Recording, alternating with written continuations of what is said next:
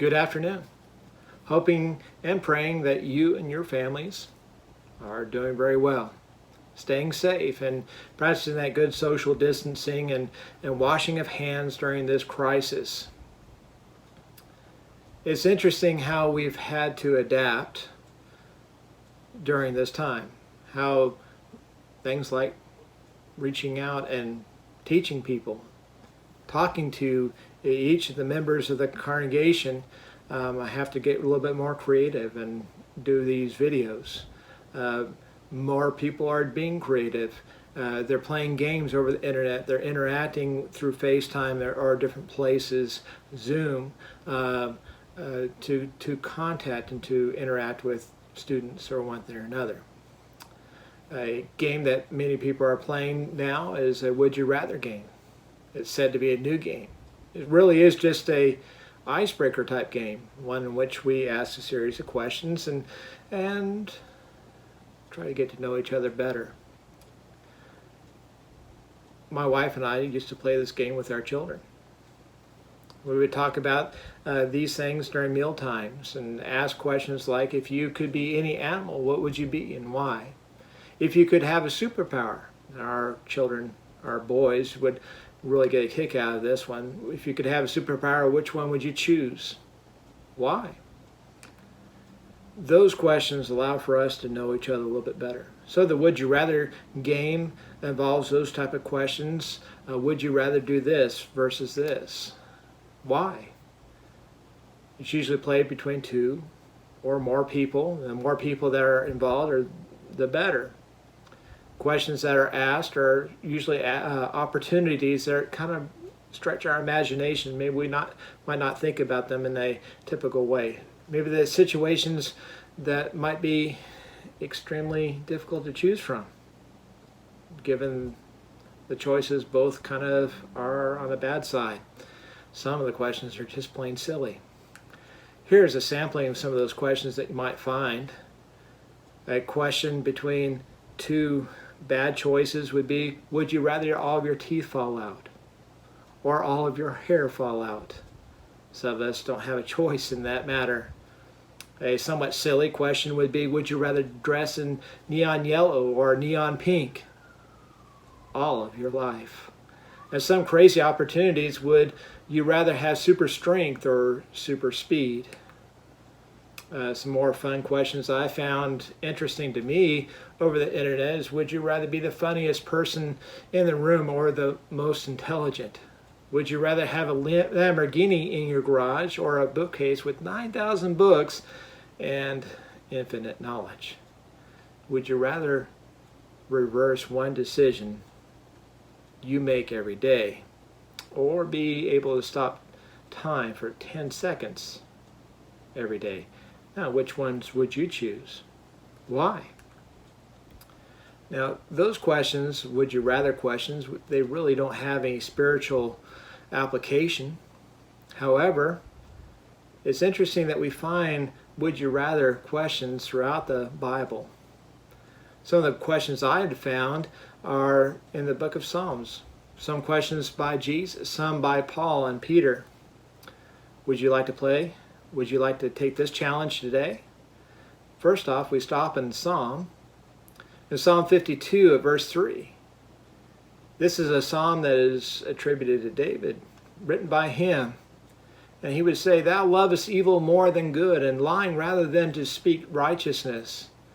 Now, a little background of this psalm, he was talking about a man named Doeg, an Edomite. Doeg had gave away David's position as he's fleeing away from King Saul, saying that that David had been there, and Ahimelech had helped him. So the question would be to Doeg, would you rather love evil or love good? It seems that Doeg would answer, I would rather love evil. However, another psalmist felt differently.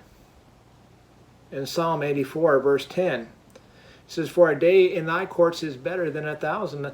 I'd rather be a doorkeeper in the house of my God than to dwell in the tents of wickedness. So if we were to incorporate this would you rather questions from these two Psalms, and play this challenge today. Would you rather speak lies or speak righteousness? Would you rather do evil or do good? Would you rather choose to be a doorkeeper in the house of God, that is, to be at his threshold, in his presence, but maybe in an outward sort, eternally, or live temporarily inside a tent of sin? What would you choose of those questions? Why? Jesus would ask a question that is similar to the psalmist. In Matthew chapter 18 and verse 8 through 9, wherefore if thy hand or thy foot offend thee, cut them off, cast them from thee. It is better for thee to enter into life halt or maimed, rather than having 2 hands or 2 feet to be cast into everlasting fire. If thine eye offend thee, pluck it out and cast it from thee. It is better for thee to enter into life with 1 eye, rather than having 2 eyes to be cast into hell fire. Now, this is not literal. He's not literally saying cut off your ear or go to hell, or take off your tongue or live eternally in hell, or your eyes, or one thing or another. It's much like Paul would write in Colossians chapter 3, verse 5. Mortify therefore your members. What was that, Paul? Put to death your members. Well, it seems very similar to what Jesus said. Now notice what else he says, which are upon the earth: fornication, uncleanness, inordinate affection, evil concupiscence, and covetousness, which is idolatry. And so in other words, he's saying, put to death these members, like fornication, like uncleanness, like inordinate affection, like covetousness or idolatry. Put to death those things. So the would you rather statement would be, would you rather put to death fornication out of your life, or spend eternity in hell? Or put to death uncleanness out of your life, inordinate affection, evil concupiscence, covetousness, those things. So what would you rather? Why? Paul had a would you rather statement to question, that is, to Timothy. In 1 Timothy chapter 1 or verse 4, it says, neither give heed to fables and endless genealogies, which minister questions rather than godly edifying, which is in faith, so do. So, what was it that Paul had asked? Would you rather give heed to fables and endless bickering, endless opinions, or would you teach and talk about things that edify in a godly way, building each other's faith and your faith up? How would you respond if you're a Timothy? How would you respond as you're reading the book of Timothy? Why? Look at also Peter. In 2 Peter chapter 2, verse 1 through 9, 2 Peter chapter 1, verses 9 through 10.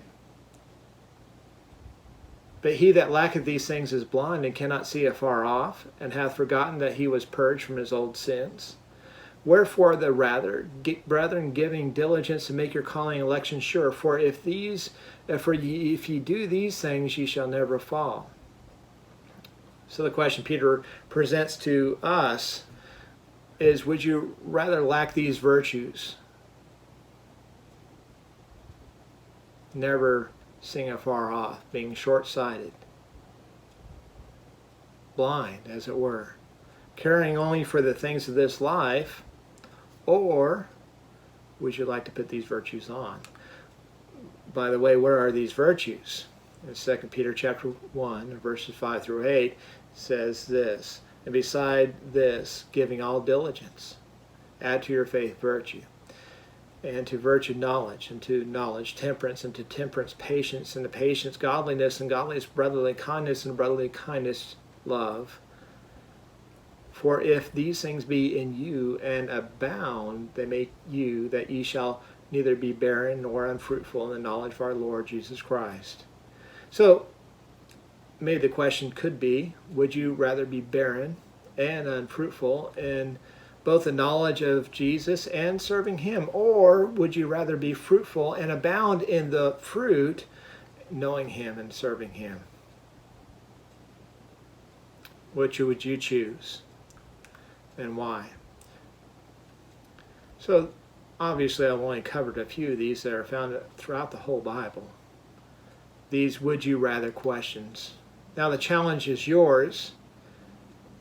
What are your would you rather statements that are found in the scriptures? Do some research on your own. Make a comment on the YouTube page so I'll be able to read them, respond to them. This is the end of this lesson, but not the end of this challenge.